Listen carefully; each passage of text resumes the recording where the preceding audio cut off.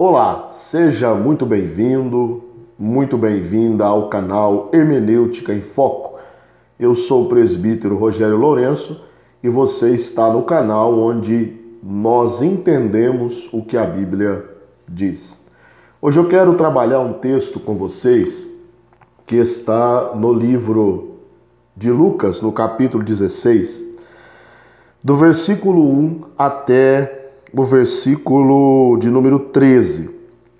Nós não vamos ler todo o texto, até para o vídeo não ficar muito grande, mas a Bíblia diz, nós vamos ler depois o versículo 8, o versículo 9, vamos ler já, o versículo 8 e 9. E louvou aquele senhor, o injusto mordomo, por haver procedido prudentemente, porque os filhos deste mundo são mais prudentes na sua geração do que os filhos da luz. Versículo 9. E eu vos digo, granjeai amigos com as riquezas da injustiça, e para que, quando estas vos faltarem, vos recebam eles nos tabernáculos eternos. Essa parábola do mordomo infiel e esse dito de Jesus no versículo 9 é um dos textos mais complicados da Bíblia Sagrada. Lógico que eu não sou o dono da verdade, existem muitas interpretações sobre este texto, vários estudiosos bem mais gabaritados do que eu já falaram sobre esse texto. Então, o meu objetivo aqui não é esgotar o assunto e bater o martelo e dizer a minha interpretação é a interpretação certa. Não é isso que o meu objetivo com esse vídeo. Porém, eu quero dar aqui a minha opinião também, como que eu vejo esse texto bíblico. Bom, o contexto, a história em si, diz que havia um homem rico, está lá no versículo de número 1, o qual tinha um mordomo, e esse mordomo foi acusado de fraudar, os bens do seu senhor, de dissipar os bens do seu senhor. E o homem rico chamou esse mordomo e pediu que ele prestasse contas, e aí ele foi achado em falta mesmo, e ele foi como que despedido ou retirado da sua função. O mordomo caindo em si, o que ele pensa? Ele falou, agora eu estou numa situação difícil. Por quê?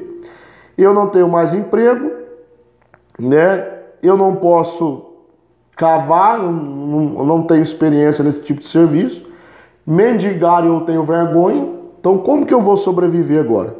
Aí surgiu uma ideia na sua mente. O que ele fez? Como ele era o administrador dos bens do seu senhor, ele procurou as pessoas que deviam para o seu senhor, e foi diminuindo a dívida e escrevendo um outro contrato.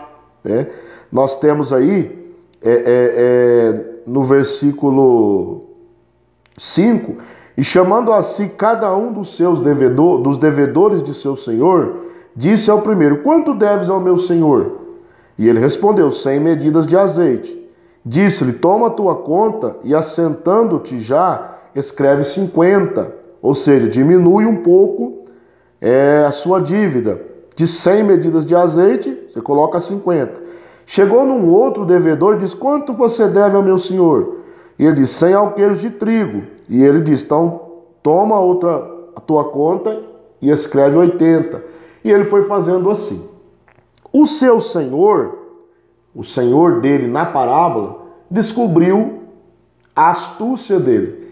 E na verdade, ao invés dele recriminar aquele mordomo, ele o elogiou. Então está no versículo 8. E louvou aquele senhor, o injusto mordomo, por haver procedido prudentemente. Então ele louvou a atitude do mordomo. É aí que é a questão, E também o versículo 9, porque aí o próprio Jesus diz, e eu vos digo, ele dizendo, granjeai amigos com as riquezas da injustiça, para que quando estas os faltarem, vos recebam eles nos tabernáculos eternos. Então, o que está acontecendo aqui? Será que Jesus está apoiando o uso né, das riquezas injustas, adquirir riquezas injustas e usá-las injustamente? Bom, existe uma regra na hermenêutica. A hermenêutica é a arte da interpretação das escrituras. Existe uma regra que é quando você tem um texto obscuro, de difícil interpretação, você precisa procurar textos mais claros, né, que lançam luz para aquele texto, para que você tenha um entendimento melhor. Bom, a primeira coisa que eu quero propor na interpretação desse texto é o seguinte: Jesus, ele não pode, de forma alguma, seja qual for a interpretação do texto, tá? Eu disse que eu não tenho a interpretação última desse texto, eu não sou o dono da verdade. Mas seja qual for a interpretação, ele não pode, de forma alguma, estar incentivando a injustiça. Porque ali houve uma injustiça. Um devia 100 medidas de azeite, anotou 50.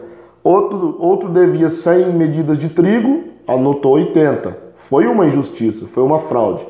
Jesus, de forma alguma, está ilustrando isso. Por quê? Nós lemos na primeira epístola de Pedro, capítulo 3, na primeira epístola de Pedro, capítulo 3, versículo 18, diz assim: porque também Cristo padeceu uma vez pelos pecados. O justo, a Bíblia é bem clara, o justo pelos injustos, para levar-nos a Deus, mortificado na verdade e na carne, mas vivificado pelo Espírito. Então aqui Pedro chama Jesus de justo. Então uma pessoa justa como Cristo nunca incentivaria a injustiça. Nunca incentivaria a injustiça, de forma alguma. Nós temos também um texto lá na primeira epístola de João. Nós temos o capítulo de número 2 da primeira epístola e o versículo de número 1. Nós podemos ler aqui. E também, 1 João, perdão. 1 João, capítulo 2. Vou procurar aqui. 1 João, capítulo 2. 1 de João, capítulo 2. E versículo de número 1. Diz assim: meus filhinhos, estas coisas vos escrevo para que não pequeis. Se alguém pecar, temos um advogado para com o Pai, Jesus Cristo o justo.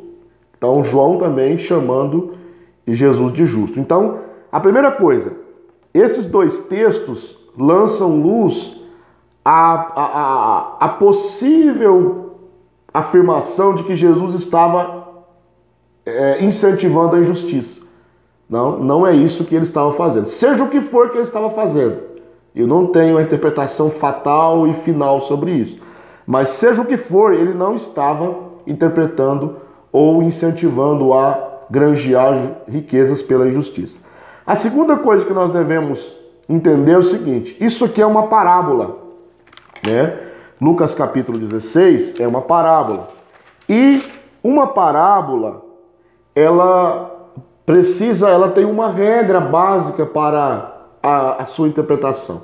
E a regra básica é: a parábola tem uma lição central, um ponto central, certo?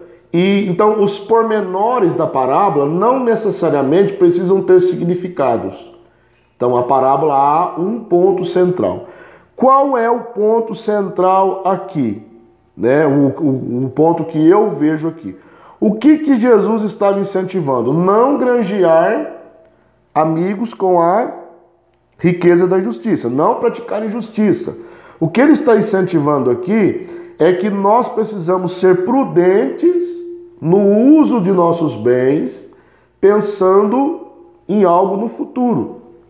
Isso eu me baseio, né, no versículo 8, que diz que os filhos deste mundo são mais prudentes dessa geração do que os filhos da luz. Por quê? O método que aquele mordomo usou, o método não é biblicamente correto, porque é uma injustiça. Porém, a motivação dele é certa, ele estava preparando se resguardando para o futuro. Ele estava se resguardando para o futuro. E Jesus, quando ele diz granjeai amigos com as riquezas da injustiça, né, quando estas nos faltarem, vos recebam nos tabernáculos eternos, não é que nós devemos ser injustos aqui, né, e quando chegarmos lá vamos ter amigos porque somos injustos aqui e eles vão nos receber lá. Não é isso. Aqui, como uma parábola não precisa ter significado em todos os pormenores, eu vejo que Cristo está olhando para algo no futuro, incentivando, em outras palavras, não use o mesmo método, mas use a mesma motivação que esse mordomo. Seja prudente, trabalhe, né? Ele mesmo fala, trabalhe pela comida que não perece. Trabalhe pela comida que permanece para sempre. Então eu vejo que Jesus está aqui, né? O ponto central dessa parábola é isso, é incentivar o cristão a ser prudente, né? No uso de suas habilidades, no uso dos seus dons, no uso dos seus bens, pensando no seu futuro, principalmente no porvir, na eternidade. Não é que Jesus está incentivando a ser injusto. Não podemos pegar esse texto e dizer, não, agora eu posso trapacear o meu irmão porque Jesus, ele apoiou isso. Não é isso que a Bíblia diz. Espero que eu tenha te ajudado, né, com essa minha posição. Não é uma interpretação final, tá? Não sou o dono da verdade. Eu quis dar aqui a minha opinião sobre o texto. Espero que eu tenha te ajudado. Se você é novo aqui no canal Hermenêutica em Foco, não deixe de fazer a sua inscrição. Clique aí em inscrever-se. Quando você clicar em inscrever-se, vai abrir logo a opção para clicar no sininho, né? E você vai clicar no sininho, vai acionar as notificações e você vai receber toda vez que o vídeo for postado aqui de primeira mão, você já vai receber aí no seu celular, no seu smartphone, no seu tablet, no seu computador e assim por diante. Tá? Divulgue este canal, nos ajude aí, né? É um canal novo, um canal pequeno, um canal humilde, mas se você nos ajudar a divulgá-lo, nós vamos alcançar mais pessoas com a Bíblia Sagrada e as interpretações que nós precisamos ter para entender a Bíblia corretamente. Até a próxima, fique com Deus e até mais.